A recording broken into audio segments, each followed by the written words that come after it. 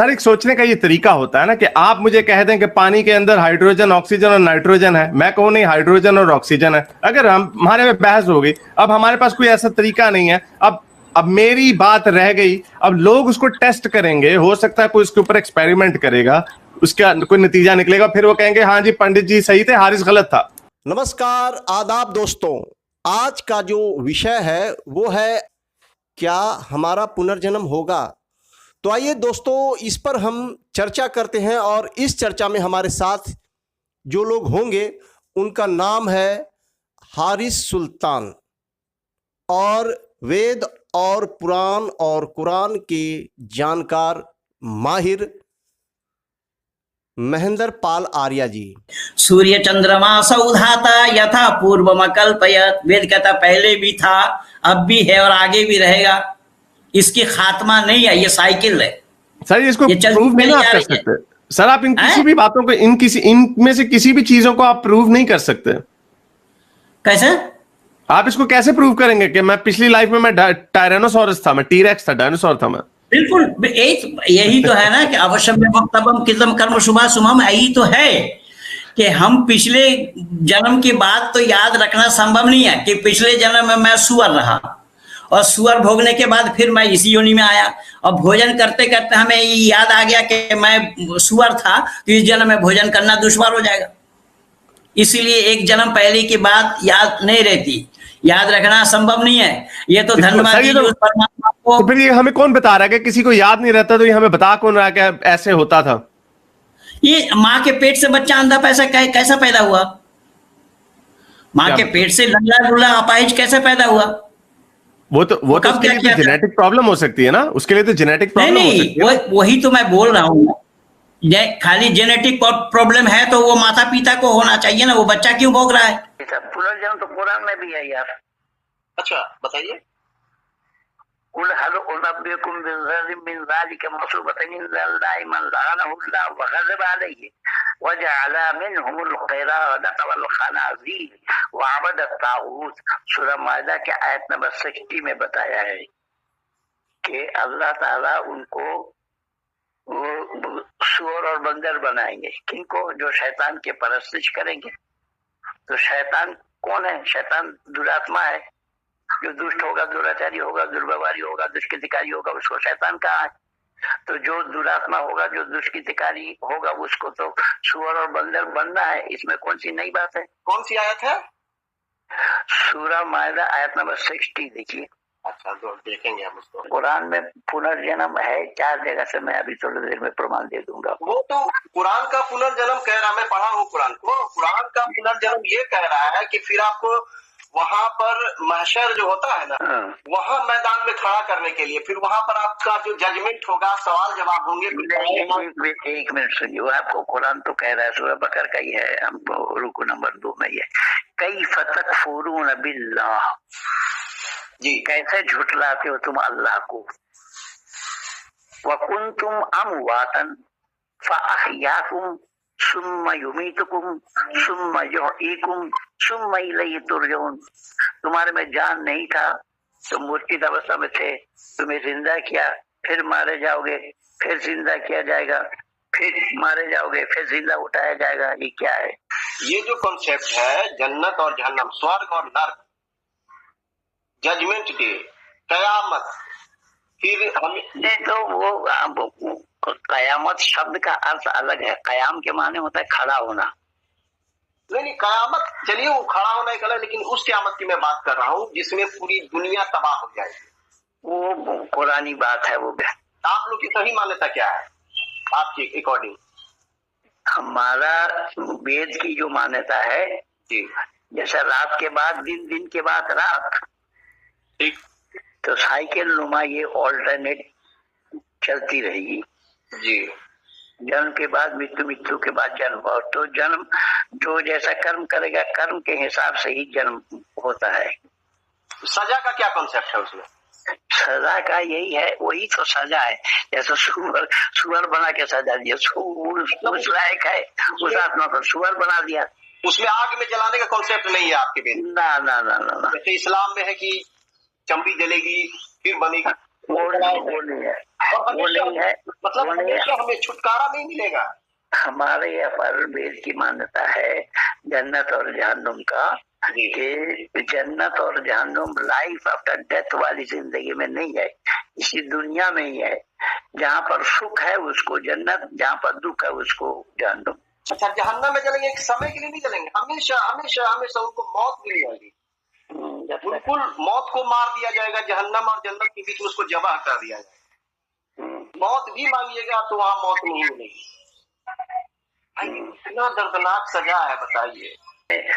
कुरान में विश्वास करने वाले लोग यही मानते हैं। मान लीजिए कोई आदमी पाप किया या कुछ भी किया, बहुत बड़ा पापी है, वो मर गया, उसको कुछ समय के लिए सजा मिला, फिर बाद में उसको कुत्ता बना दिया गया या बांदर बना दिया गया या जो भी चीज बना दिया गया, फिर वो अगर अच्छा कर्म करता है तो फिर उसे इंसान बनाया गया। इंसान कैसे बनता है पहले उसको जानना पड़ेगा ना, इंसान कौन बनता है, कैसे बनता है।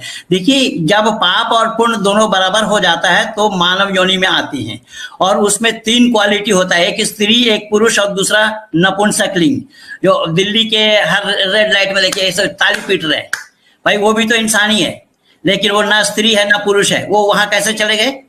उनका मतलब वैसे टाइप का डेवलप हुआ नहीं। इसी का नाम कर्म है, इसी का नाम कर्म है। मैं बोला ये ना तो कि आप बोल रहे हो ना, ये तो आप बोल रहे हो ना, ये कोई प्रमाण थोड़ी है आपका बोलना। ये आप बोलिए ना, वो स्त्री में गिने नहीं गए और पुरुषों में गिने नहीं गए, आप बोलिए क्या बोलेंगे आप उसको, कैसा हुआ, क्यों हुआ? ऐसा इसलिए हुआ क्योंकि उनके बर्थ के टाइम पे जीन्स वैसे मिक्सअप हुए। क्या ये तो जीन्स वैसे हुए ना, प्रॉब्लम है ना पंडित जी, जेनेटिकली ये तो हमें पता ही नहीं था। ये थोड़ी ना कोई, ये कर्म थोड़ी है। आपको इसकी जानकारी नहीं है। हमेशा हमेशा चक्कर तो वेदा में नहीं है। ये इंसान बनने वाला कर्म के बिना इंसान नहीं बनाए जाएंगे ना, ये कर्म के आधार पर, ये जितने भी योनियां हैं ये सब कर्म के आधार पर है। नहीं तो सुअर कौन बनना चाहेगा? मैं वही तो पूछा आपसे। अच्छा, लेकिन एक बात और पंडित जी मुझे बताइए कि ये जो जजमेंट करना, फिर सजा देना, कयामत, ये सब जो कॉन्सेप्ट है, कयामत, जजमेंट और फिर सजा देना, फिर उसको जन्नत या जहन्नम में डाल देना, जिसको हेल एंड हेवन बोलते हैं बाइबल में। तो ये जो का जो मामला है, ये आपको देखा जाए तो तौरेत में नहीं है। यहूदी लोग इस चीज को नहीं मानते हैं और ना ही बौद्धिस्ट लोग मानते हैं इन बातों को। ये तो बाइबल से शुरू हो रहा है ये बात, हालांकि वेद आपका पुराना है। पंडित जी, आपकी लॉजिक में आपकी आर्मरी में एक चिंक ढूंढा शिवप्रता जी ने, और वो बड़ा वैलिड क्वेश्चन है। आप ये कहते हैं कि जब बच्चा, कोई आंखें अंधी हैं, उसकी टांग नहीं है, कोई मासूर बच्चा पैदा हो गया, आपने कहा उसका क्या पाप है? हमने आपको बताया उसकी बायोलॉजिकल रीजंस है, उसकी जेनेटिक प्रॉब्लम्स हो सकती है जिसकी वजह से ऐसा हुआ। आपने कहा नहीं, उसने कुछ पाप किया होगा पहले। आप माँ बाप से होता है ना, तो माँ बाप भोगना चाहिए, वो बच्चा भोग रहा है। नहीं, तो वही तो बात है, जो कह रहे हैं उन्होंने क्या किया था, क्यों सहा? भेजा में अगर ये ना ढूके तो मैं क्या कर सकता हूँ? अपनी दिमागी इलाज कराइए, यही सुझाव दे सकता हूँ। नहीं, उसका हल पंडित जी ये है कि आप अगले आर्गुमेंट जो कोई और दे रहा है, आप उसको भी थोड़ा सा समझने की कोशिश तो करें। आप कहने का मतलब है कि जो गॉड है ये इस कानून को बना दिए हैं, लेकिन इंसान तो आज 60 लाख यहूदियों को हिटलर ने मारा, आज भी उसे बुरा इंसान कहते हैं, नफरत करते हैं हिटलर के इस करतूत से, इस काम से। अब इसको सही मानते हैं कि आने वाले टाइम में जजमेंट होगा, दोबारा जो उठाया जाएगा कब्र से, तो फिर उनको जहन्नम की आग में हमेशा हमेशा हमेशा के लिए डाल दिया जाएगा। इतनी बड़ी आबादी। अच्छा, ये तो वो अब जो मरा वो तो आगे जन्नत में जाएगा, वो तो जहन्नुम में जाएगा, वो तो अलग बात है। लेकिन अब मर करके अब कहाँ गया वो? कौन? हिटलर। कौन? हिटलर तो साइंसी एतबार से हम लोग तो मानते हैं कि कुछ नहीं, मर गया और वो फिर मिट्टी में मिल गया, बात खत्म हो गया। जो आदमी के साथ जो हुआ, जिसके साथ जो हुआ, एक अलग बात है। वो हम इंसान जो है ना, वो जजमेंट तो हम इंसान करते हैं। जैसे जैसे अपराध बढ़ता है, क्राइम बढ़ता है, उसके तोड़ को हर जो लिबरल लोग हैं, जो कानून बनाने वाले लोग हैं, जो सामाजिक लोग हैं, सामाजिक न्याय वाले लोग हैं, वो लोग क्या करते हैं कि क्राइम कैसे हुआ, फिर उसके तोड़ को निकालते हैं, फिर क्राइम होता है, फिर उसके तोड़ को निकालते हैं। तो हम आप करते हैं। नहीं, जो वो तो तोड़ निकालने वाले ही निकलने वाले के घर में तो वो नोट के बंडल जले हुए मिल रहे हैं। सर मैंने बड़ी आपकी बात सुनी सर, प्लीज, मैंने बड़ी देर आपकी बात सुनी और आपको बहुत मौका दिया बोलने का।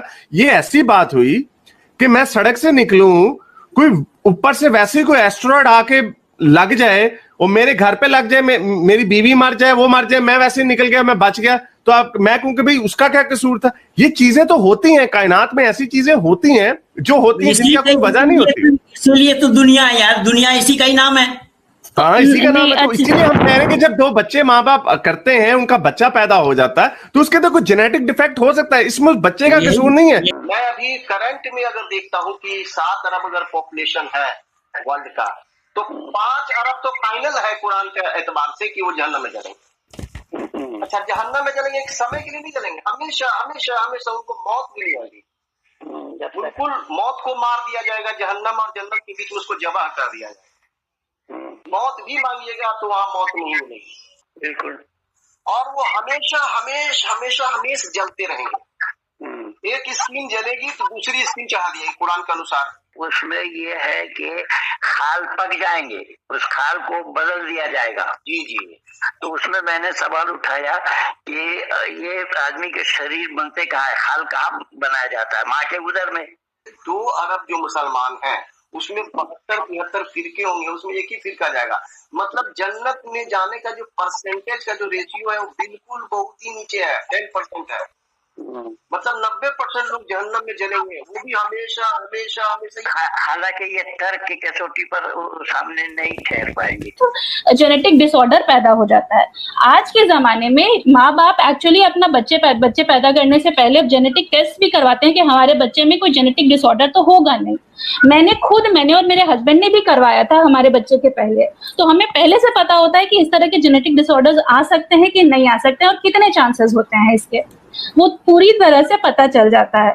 तो आप जरा बताइए, डॉक्टर जब आपको दवा जब आप बीमार पड़ते हैं, जैसे किसी को अगर मामूली बुखार अगर आ गया है ना, तो अगर किसी को अगर मामूली बुखार आ जाता है, आप डॉक्टर के पास जाते हैं, डॉक्टर कहता है कि भैया आपको इंजेक्शन देंगे, 4-5 इंजेक्शन लगेगा सुबह शाम। और कोई डॉक्टर बोलता है कि भैया नहीं, हम आपको टैबलेट देंगे, सुबह एक टैबलेट शाम एक टैबलेट खाइएगा, आप ठीक हो जाइएगा। तो बताइए, आप ईमानदारी से बताइए कि इंजेक्शन वाले डॉक्टर के पास लोग जाना पसंद करेगा कि टैबलेट वाले के पास जाना?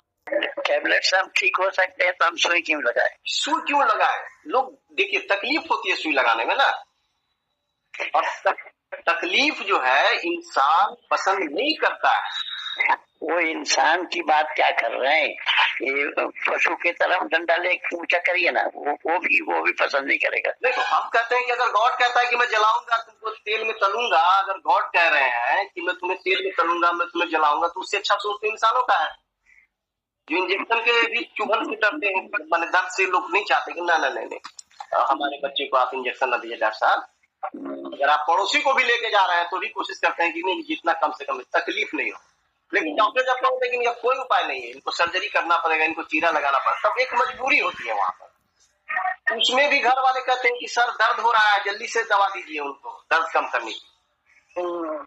और डॉक्टर सबसे पहले दर्द की दवा देता है, पेन किलर देता है उसे। हाँ, तो डॉक्टर का हाथ सर में जो जाता नहीं, पेट में ही जाता है कि आखिर ये लाला जी ने गड़बड़ी की होगी, तभी हुआ है पेन। जी, तो कहने का हमारे तात्पर्य है कि दर्द जो है ना, असल दर्द तकलीफ की मैंने बात किया कि हमारे गॉड हमें तकलीफ देंगे, इतनी बड़ी आबादी को तकलीफ देंगे, मतलब 72 में एक ही फिर के जन्नत में जाएंगे। हाँ, तो वो तो तकलीफ देंगे, वो तो केवल दयालु कहा गया है, रहमान और रहीम कहा गया है, लेकिन वो करने वाले नहीं है, रहम ना करने वाले हैं और ना रहमत करने वाले। अच्छा, अभी तक ये क्लियर नहीं हो पाया है कि कौन फिरका सही है। जरा मुझे बताइए कौन फिरका सही है, हम आपसे जानना चाहते हैं। वो फिरका कोई भी सही नहीं है, एक भी फिरका सही नहीं है। तो ऋषि मुनि कितने बड़े साइंटिस्ट थे, ये सब भी हम जानते हैं। मेरा क्वेश्चन बहुत ही अलग है। मेरा क्वेश्चन है कि आपके ही हिसाब से कि जिसको जो भी टेरराइज रहता है, जिसको भी मारा जाता है, जो भी जन्म से अंधा होता है, उन लोगों को कर्म के हिसाब से फल मिलता है, ये आपने ही कहा है इसी कॉन्वर्सेशन में। मैं भी यही कह रहा हूं कि इसी का नाम दुनिया है। जैसे कि पंडित जी ने कहा, ऐसा होता है। आप बाहर निकलोगे, हो सकता है आपको ट्रक कुचल के चला जाए, अब इसमें किसी का कोई कसूर नहीं है, ऐसे होता है। वो कर्मा की वजह से होता है, इसका कोई प्रूफ नहीं है पंडित जी। तो आप जरा बताइए कि दुनिया जब से बनी है कितने लोग जहन्नम में जले? असंख्य असंख्य असंख्य। जब से दुनिया बनी है, तो हम पंडित जी ये कहना चाह रहे हैं कि हिटलर ने जब 60 लाख यहूदियों को जब मारा, नरसंहार किया, आज पूरी दुनिया हिटलर को बुरा कह रही है। आर्गुमेंट जो कोई और दे रहा है, आप उसको भी थोड़ा सा समझने की कोशिश तो करें। आप बिल्कुल समझ गए हैं कि भाई नास्तिक लोग ऐसे ही बोलेंगे। नास्तिकों का एक दिन से पाला नहीं पड़ा है, जबकि वो नहीं जानते हैं नास्तिक शब्द के अंदर में ही आस्तिकता भरी हुई है। नास्तिक दुनिया में कोई नहीं होता है जो कहता है ना कि मैं नास्तिक हूँ, मैं अनबिलीवर हूँ। मैं तो खुद को आस्तिक कहती हूँ, पंडित जी। मैं तो खुद को आस्तिक कहती हूँ। परसों मेरा जन्माष्टमी का व्रत है। नहीं शिप्रीता आप नास्तिक हो। चलिए, आपसे बहुत लंबी बात हुई।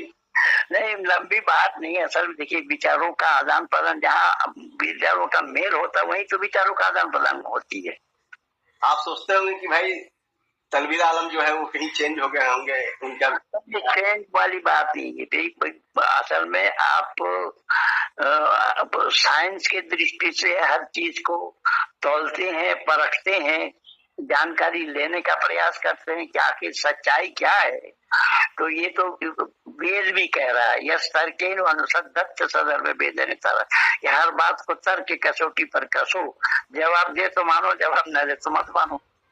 तो मैंने जितनी भी वीडियो बनाई है उस पर करीब मैंने इसी बात का जोर दिया है, जो साइंटिफिक तरीके से किसी भी मसले का आप हल करने का, बिल्कुल बिल्कुल, वो सामाजिक एतबार से हो या धार्मिक एतबार से हो। हाँ, तो हमें किसी के पास जाने की जरूरत ही नहीं है, हम अपने आप ही उस मसले को हल कर सकते हैं। हमारे किए हुए कर्मों के अनुसार ही हम मानव जन्म लेते हैं, और मानव का किए हुआ कर्म जो है वो पाप और पुण्य दोनों बराबर हो जाता है तो मानव योनि में आते हैं। अगर पुण्य का मात्रा ज्यादा हो जाएगा तो देवत्व योनि में आएंगे। देवता कोई आसमान से गिरेंगे नहीं, जमीन के अंदर से निकलेंगे नहीं, ये इंसान ही देवता बनते हैं, इंसान ही राक्षस बनते हैं। तो जब दोनों के पाप और पुण्य दोनों के बराबर हो जाए तो मानव योनि में आते हैं। मानव योनि में 3 क्वालिटी है, स्त्री, पुरुष और नपुंसकलिंग। तो इसमें भी पाप और पुण्य का भेद है। इसमें थोड़ा सा पुण्य ज्यादा हो गया तो पुरुष, उससे पुण्य थोड़ा सा कम हो गया तो स्त्री। जैसा स्त्री को जो भोग भोगना पड़ता है वो भोग पुरुष नहीं भोगते हैं और ना वो भोग सकता है। माताएं जब गर्भवती होती हैं, पुरुष उस कष्ट को, उस तकलीफ को नहीं झेल सकता। और वो हमारे यहाँ मान्यता क्या है, अवश्य में भोक्तव्यम कृतम कर्म शुभाशुभम। अवश्य ही भोगना है किए हुए कर्मों का फल, शुभ और अशुभ। तो ये शुभ अशुभ कर्मों के फल को भोगने के लिए जीवात्मा को बारंबार धरती पर आना पड़ता है। माँ एक बच्चे को पालने में किन किन मुसीबतों का सामना करना पड़ता है। माँ को कहती है, ना मालूम रात भर कितने बार टट्टी पेशाब कर दिया, कितना कुछ किया, कपड़ा बदल बदल करके माँ अपने पास लेती है। पिता के पास छोड़ दे तो वो डंडी पकड़ करके ले भाई ले जा, तू अपना ले जा। पिता नहीं सहन कर पाएंगे उस चीज को। इसीलिए माता निर्माता भवती कहा गया हमारे यहाँ पर वैदिक वाङ्मय में। माँ निर्माण करती है, पिता के द्वारा निर्माण। पंडित जी सारी बातें जो आप कर रहे हैं, पंडित जी ये सारी बातें जो आप कर रहे हैं, अनफॉर्चुनेटली ये कोई भी बात ऐसी नहीं है जो साइंटिफिकली प्रूव हो सके